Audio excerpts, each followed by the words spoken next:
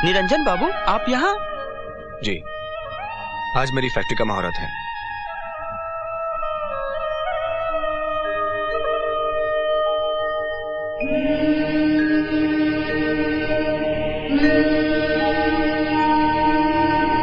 तुम यहाँ? मंदिर का द्वार पूजा के लिए खुला रहता है, लेकिन मेरे घर का दरवाजा तुम्हारे लिए कभी नहीं खुलेगा। वो घर नहीं, किराए का मकान था मेरे लिए। जब रहने की कीमत नहीं चुका सकी तो निकाल दी गई। हर एक के जीवन में कुछ न कुछ सालों के लिए बनवास का समय आता है और इसे तो काटना ही पड़ता है। ओह, तो तुम यहाँ बनवास काटने आई हो? हाँ। तो काटती रहो, इसलिए कि तुम्हारे बनवास का कोई अंत नहीं होगा। क्या इसलिए कि मेरा राम ही रावण है? मैं किसी का राम नहीं और ना ही राम बनना चाहता हूँ। ये दुनिया रामलीला नहीं, महाभारत है। यहाँ जीतना ही धर्म है और किसी भी कीमत पर जीतो।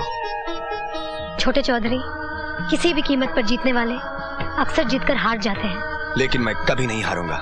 आपकी बारात मंडप से वापस आ गई। कल्पिता की साड़ी सफेद हो गई। आपके बाप की पगड़ी उछाली गई। क्या कर लिया आपने? तो तुम यहाँ बनवास काटने नहीं, बदला लेने आई हो। देखता हूँ तुम बदला कैसे लेती हो। पाप का घड़ा अगर भर गया हो तो उसमें कंकर मारने की जरूरत नहीं पड़ती, वो घड़ा खुद ही फूट जाता है। छोटे चौधरी, औरत जब तक रोती है तभी तक कमजोर होती है।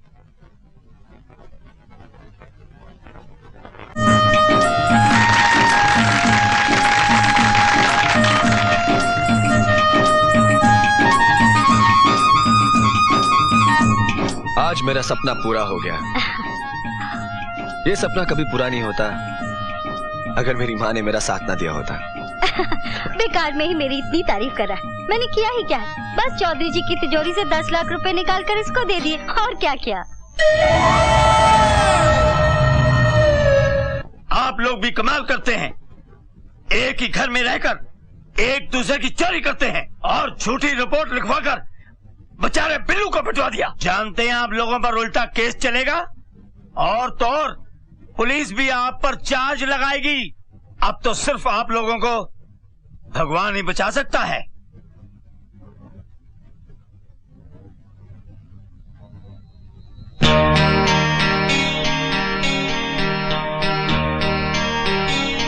ये क्या है? आप ही ने कहा था ना कि अब सिर्फ भगवान ही बचा सकता है। हाँ, मैंने कहा था।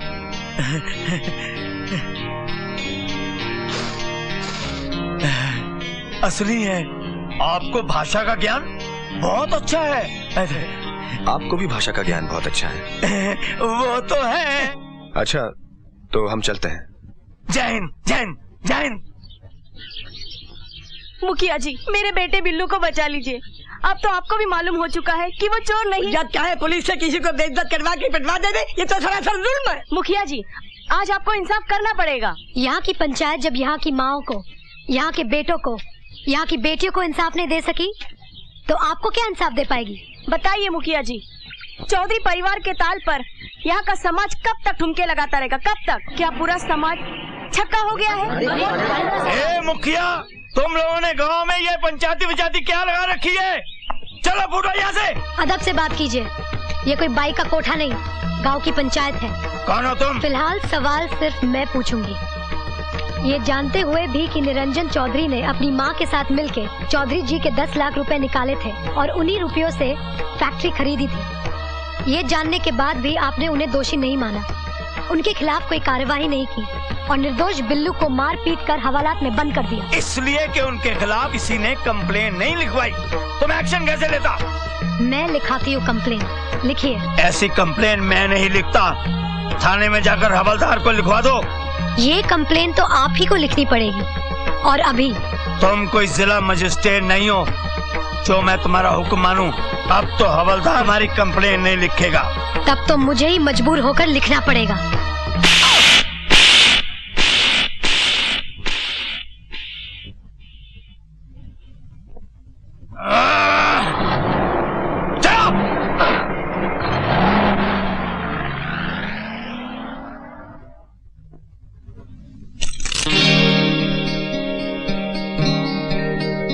You are under arrest. गांव वालों का प्रेशर है, एक दिन के लिए आपको गिरफ्तार करना ही पड़ेगा।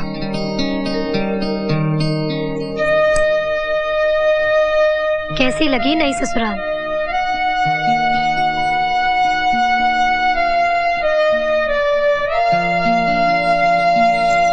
सिगरेट जला लीजिए, थोड़ी शांति मिल जाएगी। निरंजन बाबू, आपने जो आग लगाई है वो फूंक मारने से नहीं बुझने वाली। बोल ले जो बोलना है। आज तेरा वक्त है, कल मेरा वक्त भी आएगा। वक्त आएगा? आप तो कहते थे कि वक्त आता नहीं, लाया जाता है। लगता है अंदर से बहुत टूट गए हैं छोटे चौधरी। चाहे जितना भी टूट जाऊं, जमानत पर तो छूट ही जाऊंगा। फिर ऐसी आग लगाऊंगा जिसे बुझाकर मुझे जरूर शांति मिलेगी। एक बात याद रखिए छोटे चौधरी, जिंदगी का खेल जल्दबाजी से नहीं खेला जाता। जो खेलते हैं वो अनाड़ी होते हैं, और जो अनाड़ी होते हैं वो अपने ही पाँव में कुल्हाड़ी मार लेते हैं। क्या पानी लाऊं आपके लिए एक गिलास? शराब। अरे आग लगे उस इंस्पेक्टर को, मेरे बेटे से पैसे भी खा लिए और उसे गिरफ्तार भी कर लिया। भगवान करे मरने के बाद उसके मुंह में आग देने वाला कोई ना हो। उसकी लाश को चील कौवे कुत्ते नोच नोच के खा जाए, खच खच कीड़े लगे उसको। अरे घबरा मत भाग्यवान, सब ठीक हो जाएगा। अरे क्या ठीक होगा खाक? सामने उस मनूस का चेहरा जो नजर आ गया। अरे सब इसी का किया कराया है। इंस्पेक्टर के अंदर इसी ने जहर भरा होगा। जहर तो नागिन के पास होता है, हम इंसानों के पास तो सिर्फ आंसू हुआ करते हैं। कमीनी! और तो और ये कमीना बनने में कैसा नमक हराम निकला, जाके पूजा से मिल गए। आज कोई काम करने वाली भी नहीं आई मरने के लिए। अरे नहीं आई तो क्या हुआ, हम कोई लंगड़े लूले थोड़ी है।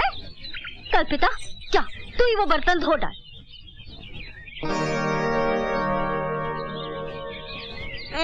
अरे रे नहीं नहीं नहीं नहीं नहीं, अरे ले चुप हो जा चुप हो जा। देखो रमा सुबह से बहुत रो रहा है, पता नहीं क्या बात है। अच्छा अच्छा अच्छा, चुप हो जा चुप हो जा चुप हो जा। कल्पिता, अरे कल्पिता,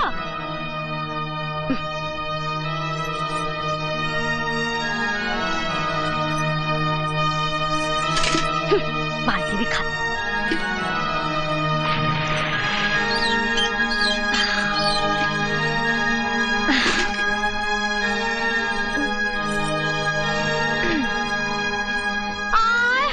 चौधराइन ई उम्र में अकेले ही बर्तन धोने बैठ गई।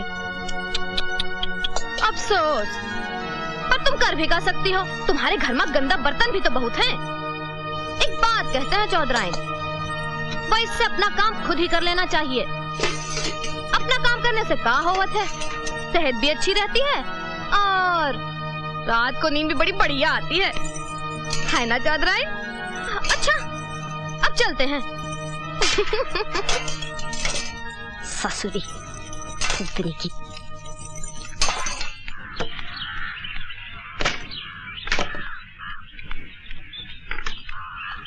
पिताजी। बोल। पिताजी मैं ससुराल जाना चाहती हूँ। अकल देर से आई, जा जल्दी जा। पर खाली हाथ कैसे जाऊँ? अरे भीख मांगती जा। क्या मतलब? मतलब ये कि माँ बेटी ने मिलकर मुझे कंगाल बना दिया है। अब तुझे कहाँ से दूं? सुबह से चौधरी ने कुछ खाने के लिए भी नहीं भेजा है। हाँ।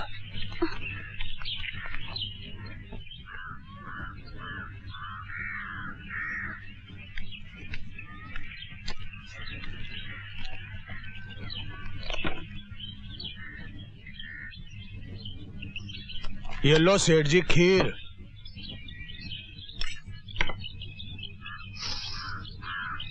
खुशबू तो अच्छी है। बहुत अच्छी है। ये ले।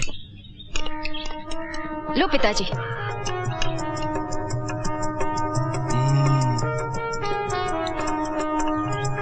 खीर तो बहुत अच्छी है। किसने भेजी इतनी सारी खीर? आपकी बहू ने। तू झूठ बोल रहा है। वो क्या है कि बहुरानी दूध खरीद कर बोली कि बनने में है इसकी खीर बना दो, लेकिन एक कुत्ता न जाने कहां से आकर टांग उठाकर उसमें पेशाब कर दिया। मैंने उससे पूछा कि इस दूध का क्या करूं? बोली दूध को बर्बाद नको करो, इसकी खीर बनवा कर ससुर जी को भिजवा दो। मुझे उसकी बात माननी पड़ी। क्या इसमें कुत्ते का पेशाब है? हाँ। आपने? अब क्या हुआ? इस हांडी में मेरी छोटी साली पेशाब करती थी। क्या? निकल जा मेरी दुकान से। हट हट हट। चौधराइन, चौधराइन, चौधराइन, मैं अभी बहरी नहीं हुई जो इतनी जोर से चिल्ला रहे हो। तुमने आज दिन में खाना क्यों नहीं भेजा? यहाँ बर्तन कौन धोता? तो माँ बेटे की वजह से तो यह हाल हुआ है कि आज गांव का एक आदमी भी हमें पानी तक देने को तैयार नहीं है। अब भगो। बेटा, मेरे लाल।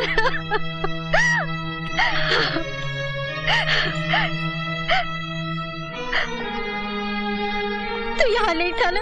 क्या बताऊं, ये पूजा ने गांव वालों के साथ मिलकर हमें कितना सताया। चुप रहो।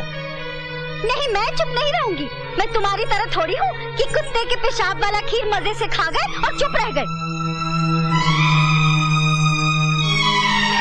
और ये कौन से तीर्थ यात्रा से आया है, जेल से आ रहा है? अरे, तो इसमें मेरे बेटे का क्या दोष है? जो भी हुआ सब इसी के कर्मों का फल है। बाबूजी, दूसरे की बहन पर ना तो जुल्म करता और ना भगवान तेरी बहन को विधवा बनाता। बाबूजी, तूने एक बाप होकर बच्चे को पेट के अंदर ही मार दिया था। ये उसी पाप का फल है कि तेरे सामने तेरी बहन का बच्चा जिंदगी भर अपने बाप के लिए तड़पेगा। बाबूजी!